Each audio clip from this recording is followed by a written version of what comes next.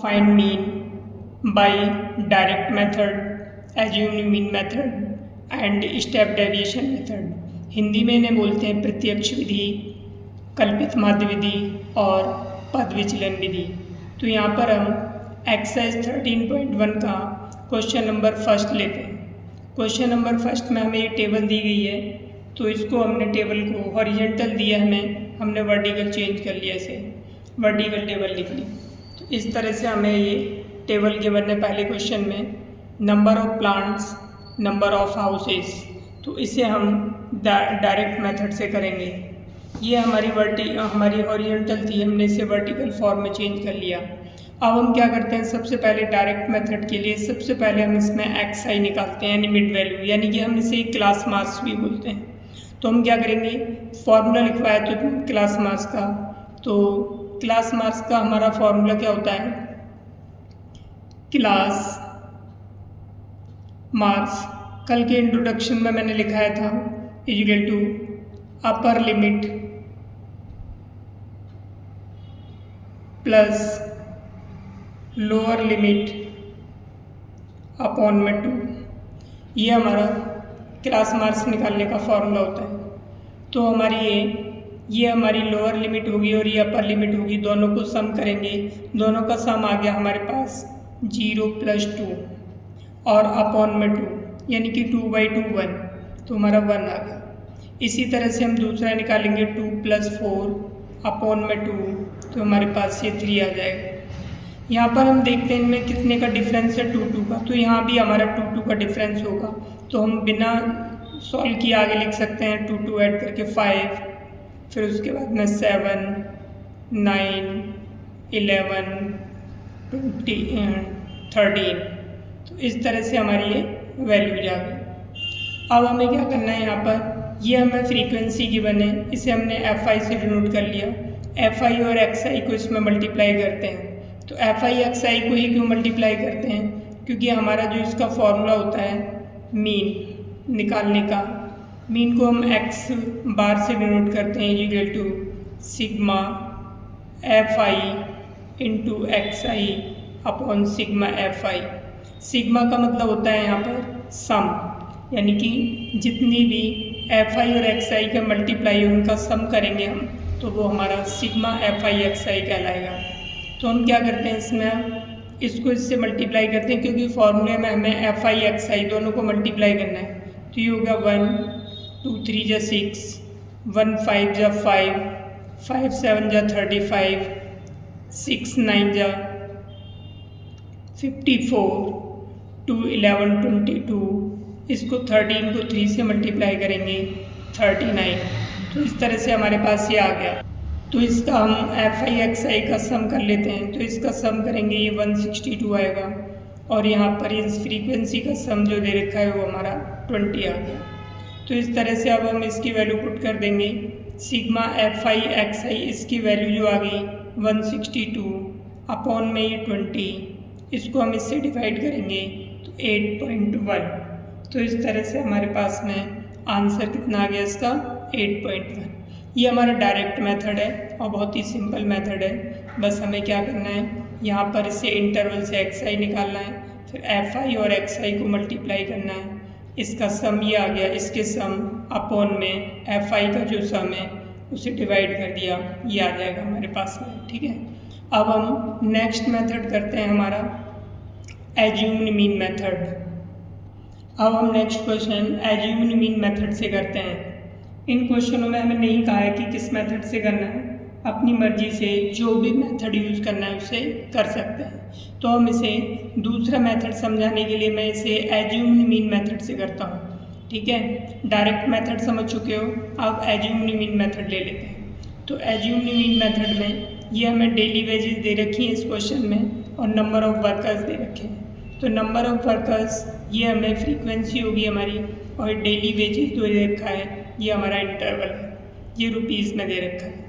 अब हमें इन दोनों का सम करना है, हमें क्या निकालना है, क्लास मार्क्स। क्लास मार्क्स का फॉर्मूला क्या होता है, अपर limit plus lower limit upon में 2। तो हम इन दोनों को ऐड करेंगे तो 520 और 500 को ऐड करेंगे तो हो जाएगा हमारे पास 1020। उसका आधा करेंगे तो 510, फिर उसके बाद इनमें 20-20 का अंतर है, तो 20-20 ऐड करते जाएंगे हम। इस तरह से हमारे पास ये 550, 20 ऐड करेंगे 570 और ये हमारे पास में आ जाएगा 590। अब हमें DI निकालना है, तो DI का फॉर्मूला होता है XI माइनस A। तो हम क्या करते हैं, इनमें से किसी को बीच में से A सपोज कर लेते हैं। 2 ऊपर छोड़ दिए हमने, 2 नीचे, तो ये बीच में ये आ गया, तो हमने इसे A सपोज कर लिया। वैसे हम किसी को भी सपोज कर लेते हैं, इसे भी कर सकते हैं, इसे भी कर सकते हैं। अगर हम मिडल वाला लेते हैं तो उससे हमारी कैलकुलेशन आसान होती है, इसलिए हम ये लेते हैं। अब उसके बाद 510 में से 550 माइनस करेंगे, 510 में से 540, यानी कि A को माइनस, ये हमारा XI है, इसमें से हमें A को माइनस करना है, यानी 550 को। तो 510 में से 550 माइनस करेंगे, यहाँ पे हम रफली लिख लेते हैं, तो हमारे पास बचेगा -40। तो ये हमने -40 लिख दिया। अब उसके बाद हमारा सारा 20-20 के डिफरेंस से आता रहेगा, क्योंकि इनमें 20 का डिफरेंस है, तो -20 हो जाएगा। फिर उसके बाद में से माइनस करेंगे, तो यहाँ पर 0 आ जाएगा, ये प्लस का 20 हुआ और ये प्लस का 40 आएगा। अब इसमें एज्यूम मीन मेथड में हम क्या करते हैं, FI को DI से मल्टीप्लाई कर देते हैं। इसी को मल्टीप्लाई क्यों करते हैं हम FI को DI से, क्योंकि इसका फॉर्मूला होता है हमारे पास मीन निकालने का, x bar equal to A plus sigma FI DI upon sigma FI। तो इसीलिए हमने सिग्मा FI DI हमें चाहिए, तो इसीलिए हमने FI और DI को मल्टीप्लाई कर दिया और उनका सम कर देंगे। तो यहाँ पे मल्टीप्लाई करेंगे, तो 12 को 40 से मल्टीप्लाई करेंगे, -12 चौक 48, 14 से करेंगे 14 दूनी 28 हो जाएगा, 8 0 0, 6 2 12 और ये 400। इस तरह से हमारी ये वैल्यू आ गई। अब हम क्या करते हैं, इसमें प्लस वाले जो होते हैं एक तरफ ऐड कर लेते हैं, हमने इनको ऐड किया 520 हो जाएगा, और ये माइनस वाले एक तरफ ऐड कर लेते हैं, तो ये 6 0 4 2 माइनस का 760 हो जाएगा। इसमें से इसे माइनस कर देते हैं हमारा, तो यहाँ पर 47 में से यानी कि -240 हमारे पास ये वैल्यू आ गई। अब हमारे पास में यहाँ पर A की वैल्यू कितनी है हमारी 550, तो हम यहाँ पर A की वैल्यू लगा देंगे 550 प्लस। अब देखते हैं कि इसका सम क्या है, ये भी चाहिए हमें, तो इसका सम निकालते हैं। 4 और 2 6, 8 14 14 14 और 6 20, 0 2 3 4 5, यानी कि इनका सम कितना आ गया 50। तो सिग्मा FI DI का सम कितना है, -240 डालेंगे, अपॉन में ये आ गया हमारे पास में 50। 0 से यहाँ 0 कैंसिल हो जाएगी, ये आ गया 550, प्लस माइनस माइनस हो जाएगा, 5 से डिवाइड करेंगे, 5 4 जा और ये 5 8 जा। अब इसमें से माइनस कर देंगे हम, तो 4.8 को इसमें से माइनस करेंगे, तो हमारे पास आएगा 545.2। तो इस तरह से हमारे पास में ये रुपीज़ में इसका वेजेज आ गया। तो इस तरह से हम एज्यूम मीन मेथड के द्वारा क्वेश्चनों को आसानी से सॉल्व कर सकते हैं। स्टेप डेविएशन मेथड, अब हमने 4th क्वेश्चन लिया है, इसे हम स्टेप डेविएशन मेथड से करेंगे।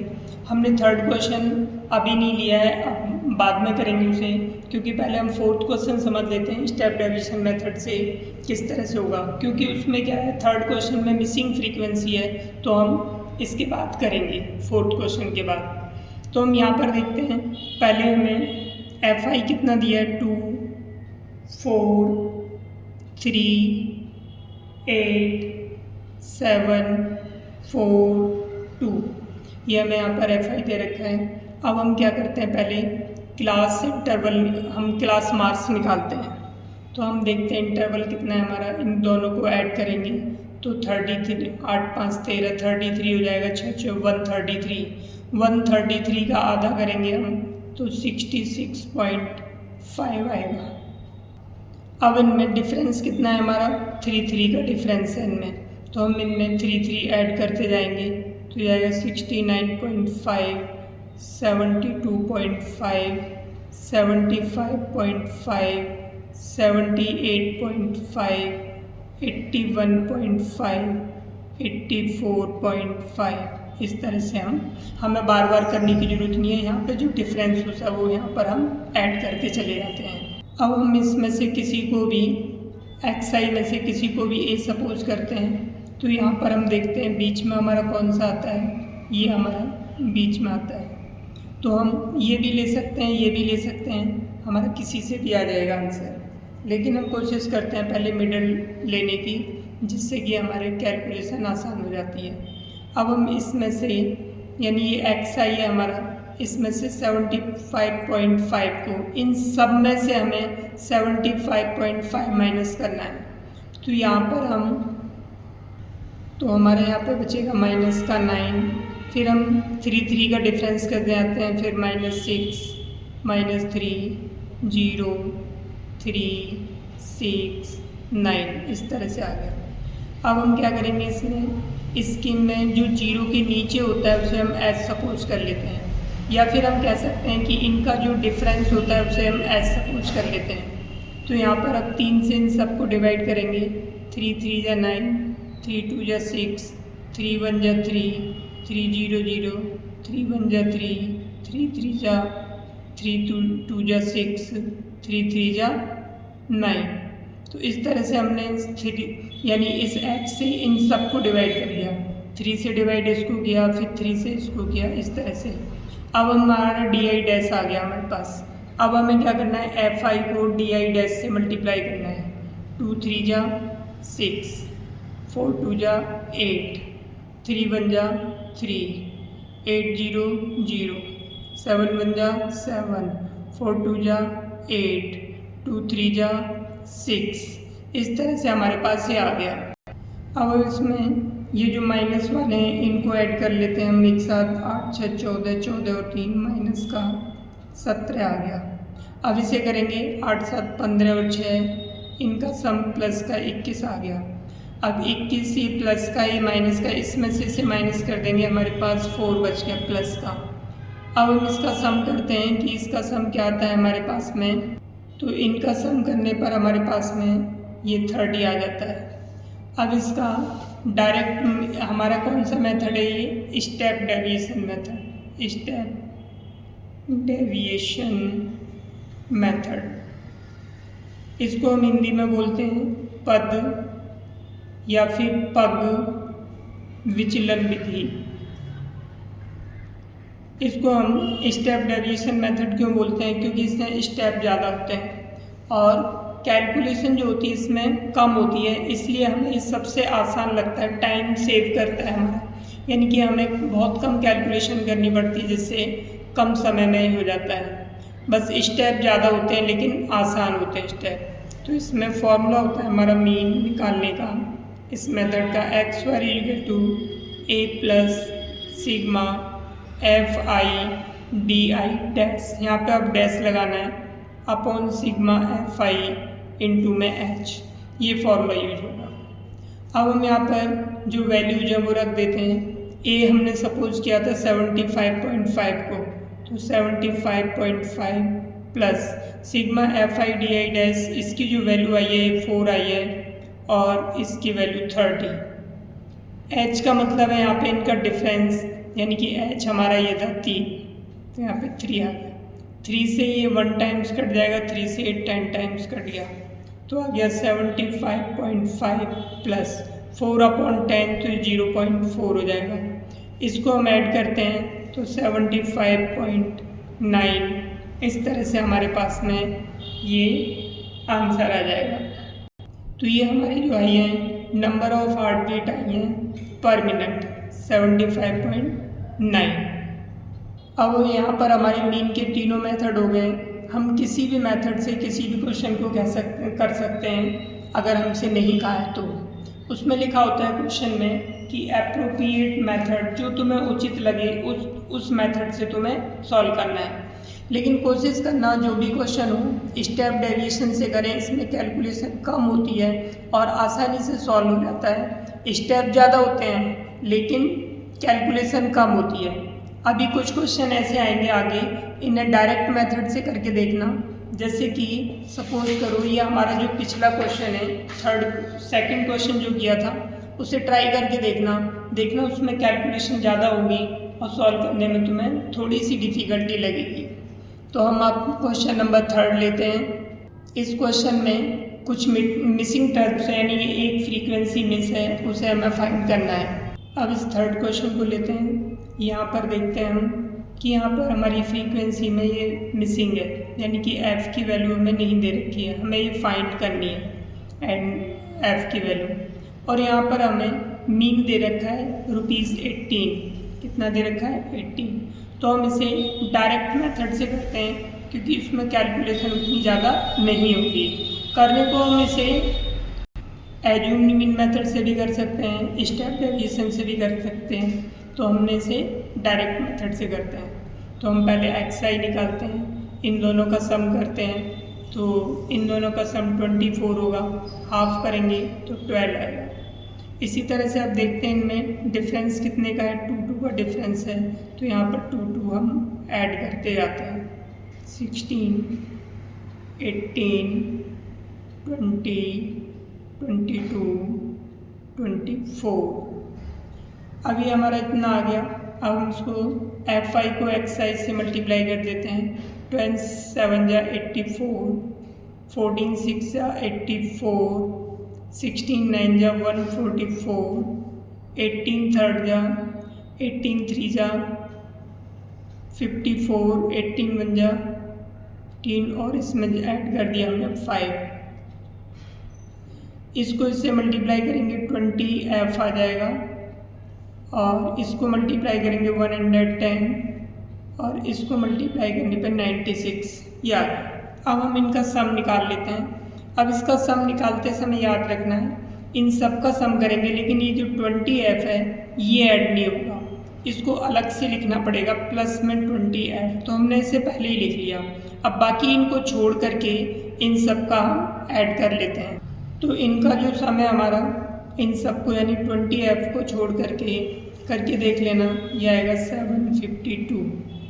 इसी तरह से हम इनका ऐड कर लेते हैं। यहाँ पर भी f को हमें छोड़ देना है, f को इस तरह से लिखना है प्लस f करके इनका सम करेंगे तो ये हमारे पास 44 आ जाएगा। अब हमें पहले से मीन जो गिवन है वो 18 है, तो यहाँ पर मीन की जगह पर हम 18 लिख देंगे इक्वल टू 752 प्लस 20f। ये सिग्मा fi xi की वैल्यू हो गई और सिग्मा fi की वैल्यू हमारी 44 प्लस में f आ गई। अब हम क्या करते हैं, यहाँ पर क्रॉस मल्टीप्लिकेशन कर लेते हैं। तो ये हमारा 752 प्लस 20f ये आ गया। इसको इससे मल्टीप्लाई करेंगे तो ये हो जाएगा 18, 44 प्लस में f। ये हो गया हमारा 752 प्लस 20f। इसको मल्टीप्लाई करेंगे 18 चौक 72, 7 18 चौक 72, 72 और 9 हो जाएगा हमारा 79 प्लस में। इसको इससे मल्टीप्लाई करेंगे 18f। अब उसके बाद यहाँ पर इसको ट्रांसफ़र कर लेते हैं। ये हो गया 20f माइनस 18f। f वाले एक तरफ कर लिए कांस्टेंट वैल्यू, एक तरफ कर ली 792, 752। अब यहाँ से इसमें से माइनस करेंगे 2f आएगा, इक्वल टू इससे माइनस करेंगे 40 आएगा। तो f equal to 40/2 equal to इसकी वैल्यू कट करके 20 आ गई। तो इस तरह से हम इसमें इस वैल्यू को निकाल सकते हैं। हम इसे स्टेप डेविएशन से करेंगे, उससे भी आसान रहेगा। यहाँ पर जो कैलकुलेशन हुई है थोड़ी सी बड़ी और इसका सम करना पड़ा है, उसमें इतनी कैलकुलेशन नहीं करनी पड़ती और ना ही इतना सम करना पड़ता है, वो आसानी से हो जाता है। तो इस तरह से हम किसी भी मेथड से इसे कर सकते हैं। अब हम यहाँ पर क्वेश्चन नंबर 5 लेते हैं और हमें ये डेटा दे रखा है। यहाँ पर हमें इसे इस डेटा में हमें इसे स्टेप डेविएशन मेथड से करते हैं। किसी भी मेथड से कर सकते हो, लेकिन हम इसे स्टेप डेविएशन से करते हैं। इसमें जो फ्रीक्वेंसी गिवन है 15, 110, 135, 115, 25 ये दे रखी है हमें फ्रीक्वेंसी। अब हम सबसे पहले क्या करते हैं, सबसे पहले हम इसमें क्लास मार्क्स निकालते हैं। तो कैसे निकालेंगे, इन दोनों का सम करेंगे, उसका हाफ। तो इन दोनों का सम कितना होगा 102, उसका आधा 51। इसी तरह से इसका करेंगे तो ये हो जाएगा हमारे पास में 54। 3 के डिफरेंस से आते चले जाएंगे 57, 60 और यहाँ पर ये 63। इस तरह से हमारे पास में xi की वैल्यू आ गई। अब हम क्या करते हैं, इसमें से किसी को a सपोज कर लेते हैं। तो हमने बीच वाला a सपोज कर लिया, ये 57 हो गया।